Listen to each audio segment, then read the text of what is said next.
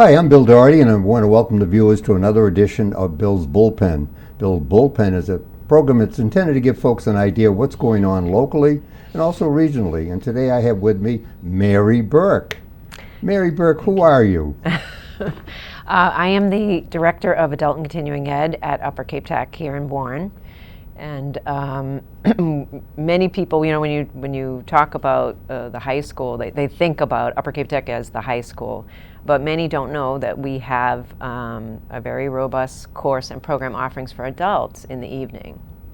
Really? Now, have I ever heard of this? Are there any? How many people really know about this? Well, we have about 1,100 students actually that study with us in the evenings, in person in Bourne at the Upper Cape Tech. But we also run programs in Martha's Vineyard in Nantucket, and we have a very comprehensive online course offering as well. Okay, well, let's think about. I was involved on a curriculum committee down at Cape Tech down in Harwich. Mm-hmm. Okay, and you have an area of interest, I would suspect. What are the towns that support the Upper Cape Tech? Well, Upper Cape Tech, the high school's district includes Bourne, Falmouth, Sandwich, Marion, and Wareham. But in the As far as Marion? Yes. Wow. That is their district, and those Okay. are the sending towns that can send students to apply to be a high school student there. However, in the evening, in our programs, students come from all over. Primarily, they're local, mm-hmm. and they come from the same area, but we also capture students who are coming from Plymouth and South Shore, Lower Cape, as South Coast. We have a student comes from Taunton every day. Taunton? So, yeah. They do because that's a hike. That's about 50 miles. It is a hike, yeah. And I think the reasoning for that is because there aren't a lot of options for students to enroll in training programs like we have for adults. Mm-hmm. So they don't have a lot of options in terms of getting training for career and technical programs as an adult. Okay. Well, there are technical programs. Could you describe some of the kinds of technical programs and how deep your courses go into them? Sure. So we have 17 career and technical programs that we run. Yep. Mm-hmm. Most of our students are working as an apprentice or in a clinical placement during the day, and they come study with us in the evening. So our programs in the technical trades are programs like electrical, plumbing, diesel welding, automotive, and the like. Then we have some health career technical programs like phlebotomy, medical assisting, CNA, EKG tech, and some other vet tech and boating, some other programs as well. If somebody goes to your program, what kind of a certification do they get when they complete it? So some get a license, some become eligible to sit for their license exam. So mm-hmm. for example, if you want to become a journeyman electrician, you are working during the day and you're coming to class at night getting your code and theory hours. So it's a 4-year program mm-hmm. that you're accumulating apprentice hours in the field and code and theory hours to understand Massachusetts code. When you've done that, you're eligible to sit for your license exam. Okay. Plumbing is very similar to that. Mm-hmm. Not all programs require that kind of scripted curriculum, but our other programs pretty much run about a year. You're earning certifications like OSHA and HotWorks, and you receive a certification from Upper Cape Tech in that trade. So the students are then eligible to go and apply for jobs with this kind of training. Mm-hmm. Well, I'm a former card-carrying member of the IBEW. Okay, so it was a condition of employment when I worked for a utility company, and I used to teach code as mm-hmm. As part of that as part of that certification. Electrical. Are you? I guess my my question is: are you communicating with the unions as far as the training programs, and is there a connection? Well, specifically electrical and plumbing are have the state has a requirement as for what you need to do in order to sit for licensure. So we are approved, and we go through an accreditation process every 2 or 3 years to be approved to run these training programs that would allow a student to receive, we give them an affidavit and they become eligible to sit for the exam.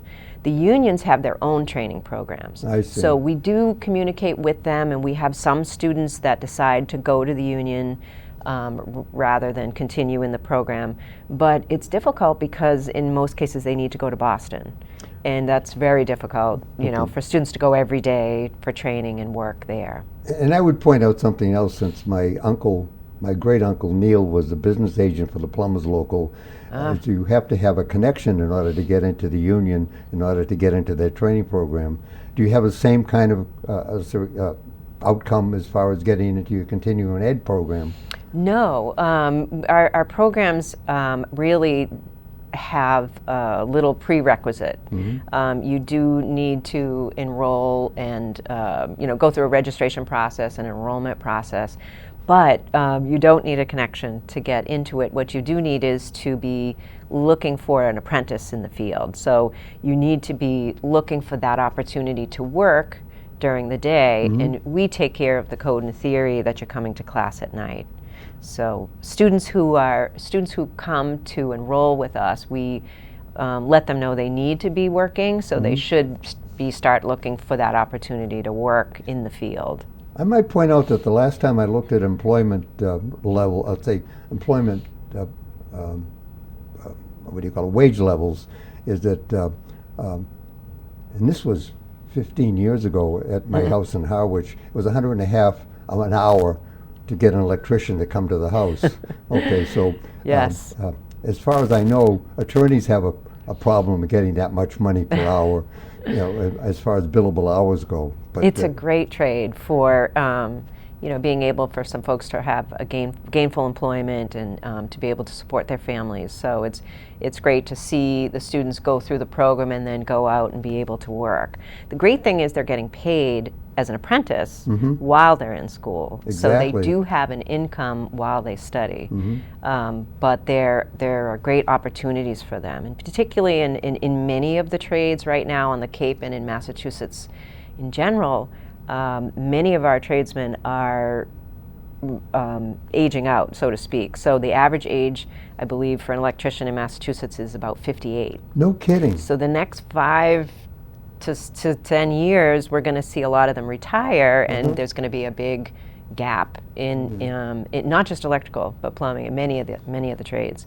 So we've been fortunate to receive some grants from the state to try to tackle this workforce issue. And it's been wonderful for our students to be able to get some training funds so that they can afford to come to these classes. We're involved in a lot of interest in alternate energy applications, and one of the issues is rotary motors, rotary equipment, because of the wind towers, and also let's say an understanding of solar, and right now there is a great at least promotion of things like heat pumps. Now heat pumps would require not certification, but an understanding of both mechanical as well as electrical, applications. Yes. Now, do you have programs that might address some of these other trades? Yes. So plumbing. Many of our students in plumbing will be working in things such as that. HVAC works in HVAC in meaning that. heating, ventilating, air conditioning. Yes, And and I air don't know what the C stands for. conditioning, anymore. air conditioning, yes, yep. So many of our trade programs are working in a variety of industries. So for example, we have a welding program, and many different companies will call us and really solicit us for students in welding, from the marine trades to welding to drilling. There's just so many opportunities for them. So while they may study in welding, they may be able to get jobs in various fields. And so our students... I don't think people really understand the complexity of welding, because there's many different parts of it. when I wore a funny green suit and was in the Army and I was a maintenance officer, you find out that there are mechanical wells, as far as as far as combustion equipment goes, but there's also a specialized welding on stainless steel, and Yes. also as we get more into what I'd call cryogenics, which is where you're making chips and things like that. Yes. There's a great need for, let's say, for making doors that are made out of stainless steel, so you can contain the liquid nitrogen and hydrogen and so forth. Now, Yeah. how deep do your welding programs go? Well, our welding program this year is working with the 5 different types of welding that you're referring to, the MIG, TIG, SMOT. There's a number of them. And when they finish our program, they'll be able to test with AWS, which is the American Welding Society, I believe, who does really testing in that. Now, they don't have to do that in order to get jobs. Many jobs will hire them because they have this training, and then they'll do their own training. So we have, like I said, a variety of employers that are looking for our students to take them with the training that they have, and then give them a particular niche in whatever company they're in. Okay, let's talk a little bit about the availability. We talked a little bit about HVAC, but there's also, because we're in an area with a great recreational trade, or let's say economy. How much training do you have for refrigeration? Refrigeration, we really don't at this time. We've been looking into that because there is more grant funding for us to be able to do that. The high school has a great HVAC program that their students come out and are able to go into the workforce. Our plumbers, however, we have a lot of our plumbing students that go into HVAC because there is some plumbing associated with that as well. Okay. Now, Yeah. the other trades that we haven't talked about are carpentry, bricklaying, stonemasons, and say for 3. Do you have any support for that? We don't at this time. The high school again has a horticulture program and a carpentry program, but we don't. Okay. In the past, we just haven't had the opportunity to run a carpentry program. We've run some enrichment kind of courses where you might learn to build a Adirondack chair, or you might do something like that. But we haven't had the more comprehensive workforce program, for folks to go in. We do have a construction supervisor license course that prepares you for being able to do that, but that course would require that you have 3 years already in a trade. So those students are not new to the workforce or industry because they have to have that prior experience. Now, what trades haven't we talked about that you have? So we haven't talked about diesel or drinking water operators or wastewater operators. I'm shocked that I hadn't mentioned it. Wastewater management is something that's crucial to the Cape. It is. Okay. It So is, talk as a little well bit as about- drinking water. Talk a little bit about the kinds of training that you give your wastewater and water quality people. So our wastewater program is really, it's a prep program for licensure.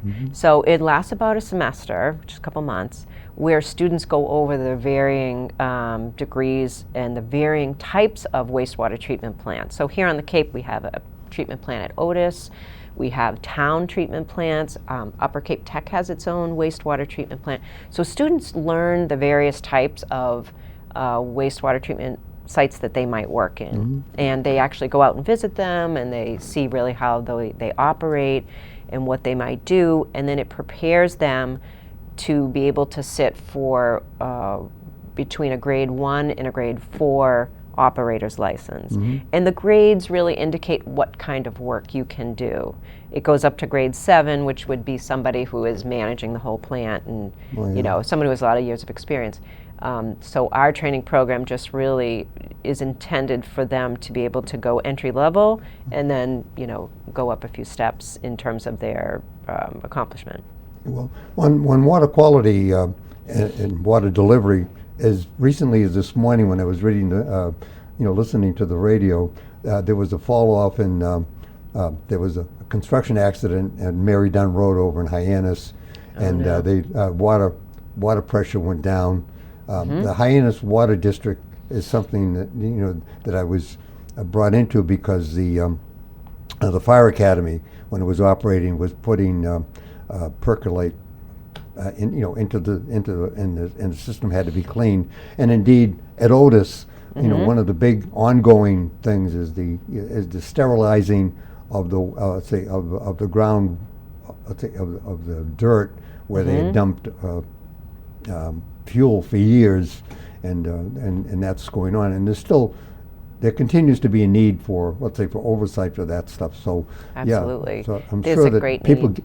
People get jobs right away when they finish that. They do. Most of our programs, we have more job opportunities than students in the program, but in drinking water, which is critical on the Cape, and wastewater, with the rising levels of nitrogen and the other things that here that impact us because of our geography, and our ecosystem here is a little bit different. There's a great need for folks to go into these, and great opportunities for them. And we're fortunate that we have Bob Proffitt, who is the superintendent of water here in Bourne, who teaches the course. Oh. And this course prepares them again for licensure for a D1 is drinking water 1 or T1 license. Once they take this, they're better able to sit for these exams, which would give them an entry level in a town or in another place that might look for somebody to be monitoring drinking water. So we split the two up. The two together are often considered like an environmental tech program. They're considered environmental programs, but we see that people are interested in one or the other, but you can do both together. And that gives you obviously more opportunities for different jobs. When in another life, when I was substituting in 5th grade, I would tell kids that when they flushed the toilet, they were restoring the water in the system. And then the question was, how much water do we have left since the beginning of the world? And it's all of it. Yeah. Okay, so that's it's enable. Well, it's not something people often think about, and some of the teachers will say that students who come in without prior experience, they learn a great deal about what happens once you flush the toilet. What happens to the water? Where does it go? What do we do with it? So it is interesting, and it's great to see students learn and be excited about it, and then go off and go into the workforce or get a job where they can actually apply the things they've learned at the school. No, it's fun to watch. Are there any courses where you deal with, let's say, with septic systems? I know that you've got the plumbers, okay, but there's also the business of taking a look at the quality of the soil and saturation and things like that. Is that one of the things that would be covered in the water quality course? It would be covered in our wastewater course. It would be covered there, and again, those courses are really designed to help people get the training they need so that they can get licensure or certification and start working, or they're really workforce development programs. The high school has probably a more comprehensive program that deals with things that you're talking about, so those high school students probably get involved in that as well. Well, having some exposure to curriculum development in a vocational school, the thing that was so enlightening was the fact that kids that graduate from a vocational program in a high school are employable immediately. And the other thing that was interesting to me during the time I was involved in it is that there's 180 days of, let's say, of school that's required by statute. And the vocational programs had 90 days of let's say, what do you call it? Co-op.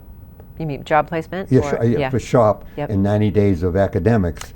And the kids traditionally at the vocational schools had a higher percentage of passing the SAT, or let's say requirements.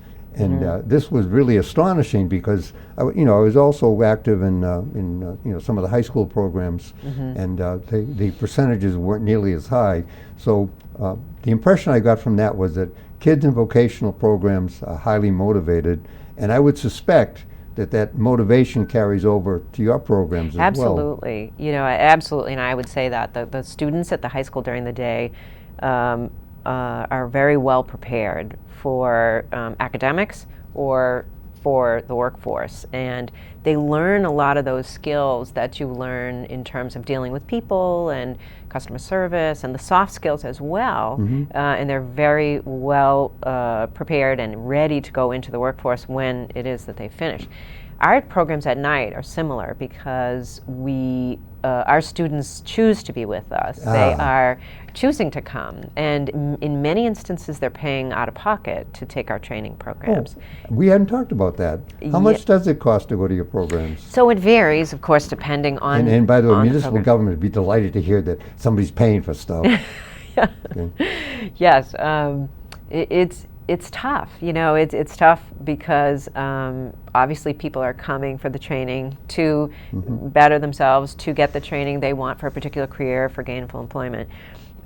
So in our students are adults, so they may be working a job, they may have children, they're juggling multiple priorities, and one of them is school. So they're motivated and they're committed to the program because it really is difficult in many cases for them to be there. But they do. And the cost, though, varies. Like I said, it depends.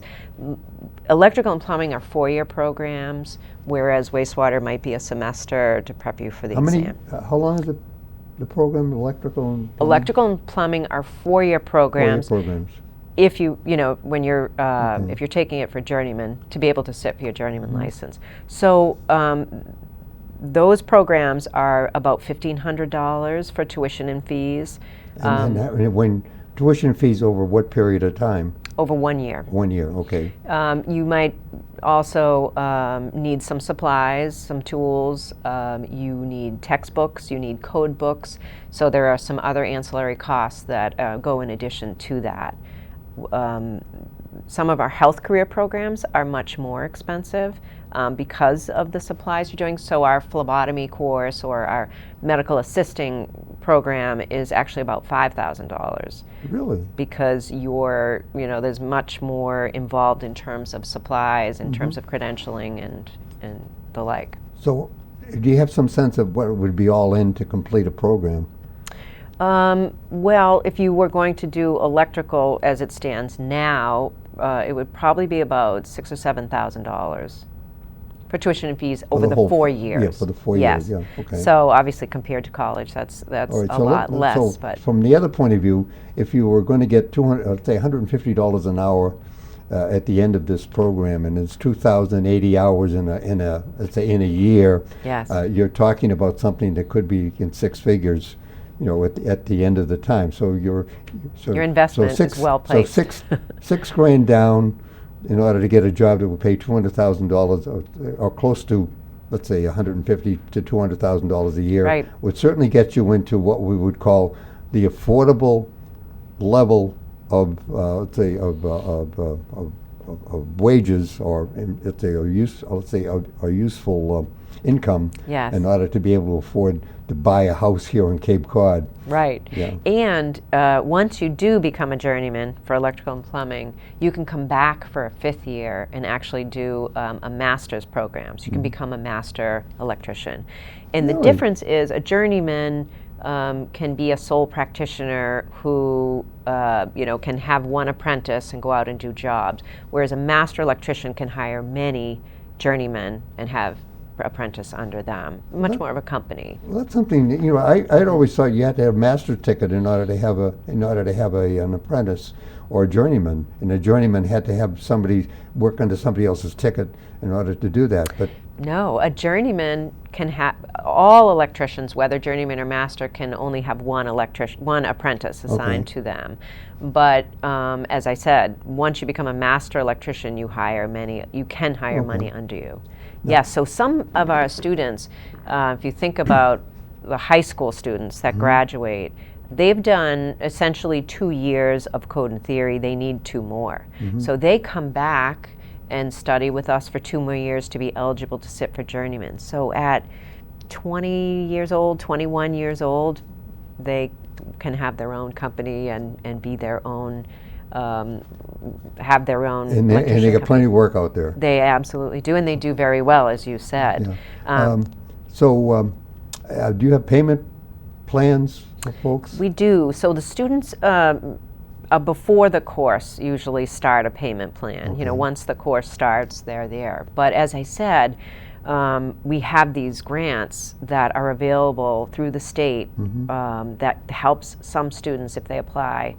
And we have those grants right now for training our electrical, plumbing, diesel welding, automotive, marine, and a CNA and medical assisting grant. We haven't even talked about the automotive, but I think automotive is pretty traditional.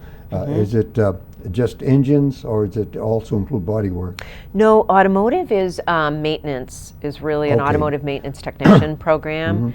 And we've done very well. We, you know, our last year's cohort finished. We're hearing, you know, back from many of them who are currently working in the area. One of our instructors works with Falmouth Toyota, so he helps us with employers in the area. Many of our instructors are. I bought my car at Falmouth Toyota. Did you? Yeah, so now I'll have a better reason for going back there. Yeah. And you can bring it over to Upper Cape Tech during the day, too, if you want the students to look at it. They do a great job there, too. Yes, they do. They really do, yeah. So we're proud of our students, and it's great to see them finish our programs and go on. I mean, we do have the 18-year-old who graduated from a comprehensive high school who says, I always wanted to be, you know, go into a trade and I didn't, so they have that opportunity now. But we also have students who are in their 20s, 30s, 40s, even my age. You know, we have some students who come back, and so we are open and available to all adult students. Believe it or not, we're at the end of this. So, Oh, boy. What I'd like you to do is, what kind of a takeaway would you want folks to have from this kind of a program? Well, I guess I would like the community to understand these programs exist, that they are career and technical programs that we offer for adults, and we have the training that would allow them to go into the workforce in our community. And where can they find out more about this? So if you go to our website, if you go to the high school's website, Which is? uppercapetech.org, there is a tab for adult education. And if Okay. you click on that, you can see all the programs we offer. We talked a lot about the technical trades, but we also have a pretty comprehensive listing of health career programs. So those people who are interested in health careers, we have many of those for you, and we have grants for those too. Okay. Well, Yeah. well, with that, Mary, thank you very much for coming. And I want to thank the viewers for watching, because I think you probably learned more than you ever realized about what is available here for opportunities for not only enhancing but increasing income, and also getting an understanding of how satisfying a trade can be, because that's what education is all about. Well, thank you for having me. I always love to talk about the good things going I on bet at you Upper do. Cape Tech. Okay, well, Yes. and I want to thank the viewers for watching our program, Bill's Bullpen. It's been a production of Born TV.